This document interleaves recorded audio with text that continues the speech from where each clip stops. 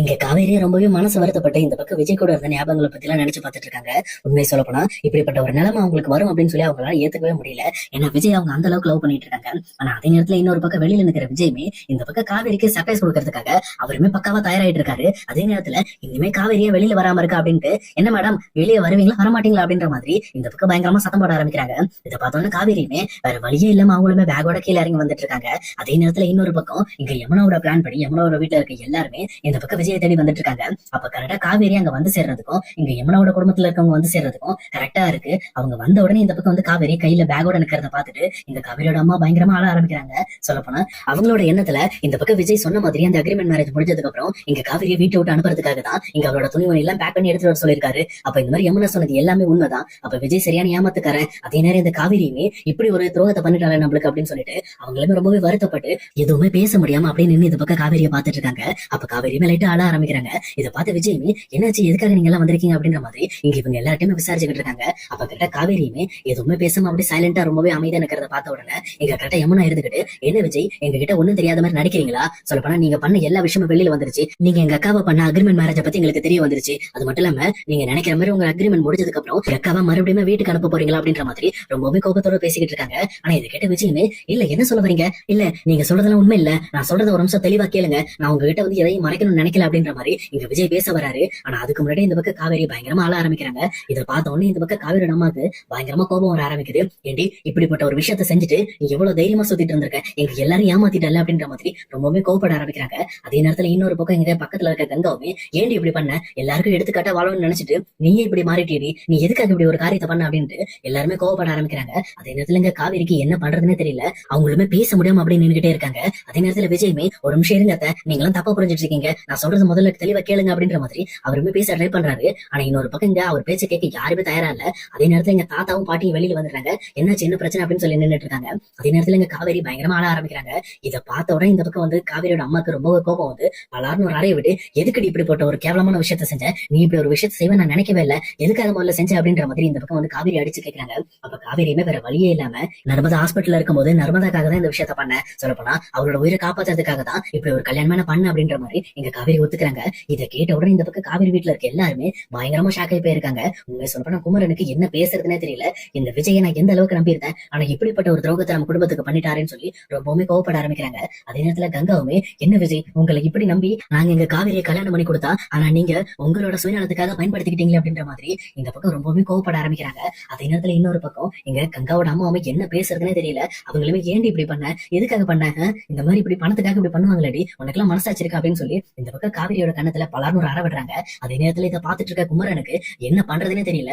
ரொம்பவே டென்ஷன் ஆயிட்டு, ஏய் உன்னெல்லாம் ஒரு அண்ணன் மாதிரி நினைச்சா, சொல்ல போனா நீ எனக்கு ஹெல்ப் பண்ணும்போது நீ எனக்கு ஒரு சகோதரன், சொல்ல போனா ஒன்னால நான் நல்ல இடத்துக்கு வர போறேன், அது மட்டும் இல்லாம நம்ம எல்லாருமே ஒன்னா குடும்பமா நல்லா இருக்கலாம்னு சொல்லிட்டு நான் உன்னை நினைச்சு ரொம்பவே ப்ரௌடா ஃபீல் பண்ணேன். ஆனா இந்த மாதிரி எங்க குடும்பத்துல நீ வந்து துரோகத்தை பண்ணிட்டேடா, உன்னை இனிமேல் நான் சும்மா விட மாட்டேன் அப்படின்ற மாதிரி இந்த பக்கம் விஜயோட சட்டையை பிடிச்சி அவரை கார் மேலே ஒரு பலார்னு ஒரு அடி அடிச்சு தள்ளி விடுறாரு. அதே நேரத்துல விஜய்க்குமே, ஒரு நிமிஷம் இருங்க நான் சொல்றதை கேளுங்க அப்படின்னு சொல்லிட்டு அந்த விஷயத்த விலைக்கு பேசுறதுக்காக தான் வராரு. பட் ஆனா இங்க விஜயோட பேச்சை யாருமே கேட்க விருப்பமே இல்ல. உண்மையை சொல்ல போனாங்க காவிரியோட மனசுலயுமே விஜய் சர்ப்ரைஸா வச்ச விஷயம் எதுவுமே தெரியாதனால அவங்களுமே இந்த பக்கம் வந்து, இல்ல வேணாம் அவங்களை அடிக்காதீங்க அப்படின்ற மாதிரி இங்க விஜய்க்காக சப்போர்ட் பண்றாங்களே தவிர மத்தபடி விஜய் கூட இருக்கணும்ன்ற மாதிரி எந்த ஒரு எண்ணமும் இல்லாத மாதிரி தான் இருக்காங்க. ஏன்னா காவிரியோட மனசுபடி இந்த பக்கம் விஜய் தான் கூட இருக்கிறது விரும்பல, அதனாலதான் எல்லாத்தையும் பேக் பண்ணிட்டு கிளம்ப சொன்னாரு நினைச்சிட்டு இருக்காங்க. அதனாலதான் அவங்களும் சைலண்டாவே சரி எதுவும் பேசாம நம்ம அம்மா வீட்டுக்கு கிளம்பி போயிடலான்ற மாதிரி ஒரு எண்ணத்தோட தான் வந்திருப்பாங்க.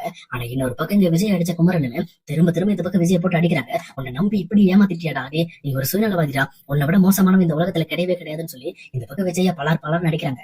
ஆனா அதே நேரத்துல தாத்தா பாட்டி இவங்க எல்லாருமே இந்த பக்கம், ஒரு நிமிஷம் இருப்பா நீ தப்பா புரிஞ்சுட்டு இருக்க, ஒரு நிமிஷம் இருங்க அப்படின்னு சொல்லிட்டு இந்த பக்கம் குமரனை பிடிக்க பாக்குறாங்க.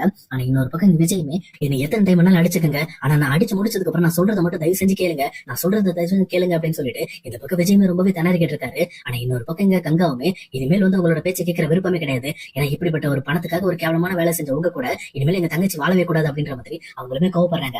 அதே நேரத்துல இங்க காவிரியோட அம்மாவுமே, இனிமேல் நீ இந்த வீட்டுல இருக்கவே வேண்டாமா, சொல்ல போனா இந்த மாதிரி ஒரு கேடு கட்ட நீ வாழ்றதுக்கு நீ வாழ வேட்டியா என் வீட்டுல இருந்தலாம் அப்படின்னு சொல்லிட்டு இந்த பக்கம் வந்து காவிரியோட கையை பிடிச்சி அவங்களுமே இழுத்துட்டு போயிட்டு இருக்காங்க.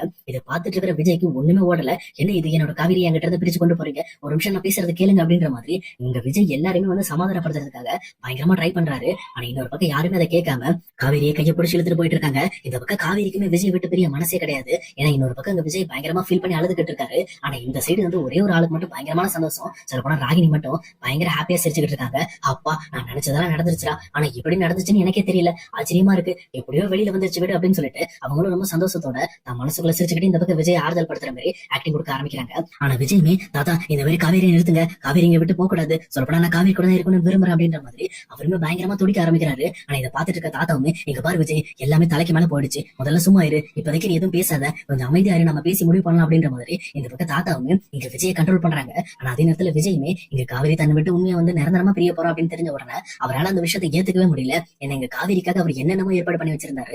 இந்த பக்கம் வந்து எம்டி பதவி கொடுக்கறது, அதே நேரத்துல கொடைக்கானல் கூட்டிட்டு போயிட்டு இந்த பக்கம் காவேரி கிட்ட இதுக்கு மேல எப்பவுமே நீதான் என்னோட ஒய்ஃப் அப்படிங்கறத ஆதாரபூர்வமா சொல்றது அப்படின்ற மாதிரி அவர் நிறையவே பிளான் வச்சிருந்தாரு. ஆனா எல்லா பிளானுமே சுக்குநூறா நொறுங்கினதை பார்த்து அவரால் வந்து ஏத்துக்கவே முடியல. பயங்கரமா ஃபீல் பண்ணி ஆள ஆரம்பிக்கிறாரு. கடைசியில என் காவேரி என்னை விட்டு போயிட்டா, இதுக்கெல்லாம் காரணம் நான் தானா அப்படின்னு சொல்லிட்டு ரொம்பவே ஃபீல் பண்ண ஆரம்பிக்கிறாங்க. இன்னொரு பக்கம் இந்த தாத்தாவுமே விஜய் சமாதானப்படுத்தி உட்கார வைக்கிறாங்க.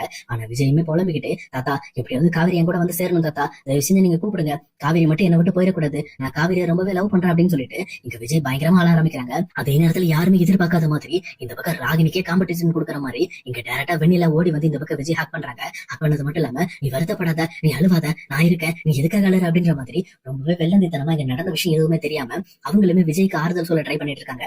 சொல்லப்போனா அவங்க விஜய் கிட்ட ரொம்பவே க்ளோஸா நடந்துக்கிறத பார்த்த தாத்தாவுமே பயங்கரமா ஷாக் ஆகி போயிட்டு என்ன இது இந்த பொண்ணு எதுக்காக இப்படி பண்ணிக்கிட்டு இருக்கா அப்படின்னு சொல்லி தாத்தாவும் பாட்டி அப்படியே விரைச்சு போய் நின்றுட்டு இருக்காங்க. ஆனா அதே நேரத்துல இங்க ராகினிக்கு ரொம்பவே டென்ஷன் ஆகுது. இப்பதான் ஒருத்தி வீட்டை விட்டு வெளியில அனுப்புன, அதுக்குள்ள இன்னொருத்தி வந்துட்டாளா அப்படின்ற மாதிரி இங்க ராகினி ரொம்பவே டென்ஷன் ஆக ஆரம்பிக்கிறாங்க. ஆனா அதே நேரம் இன்னொரு பக்கம் இங்க யமுனா அடுத்த கட்ட பிரச்சனை ஆரம்பிக்கிறாங்க. ஏ காவேரி, நீ இந்த மாதிரி வந்து அக்ரிமெண்ட் மேரேஜ் பண்ணதெல்லாம் இருக்கட்டு, எதுக்காக நிவின் வந்து இந்த அக்ரிமெண்ட் டீட்டெயில் எழுதி வச்சிருந்தாரு, நிவினுக்கு உனக்கு என்ன சம்மதம் அப்படின்ற மாதிரி இவங்க அடுத்த பிரச்சனை கிளம்ப பாக்குறாங்க.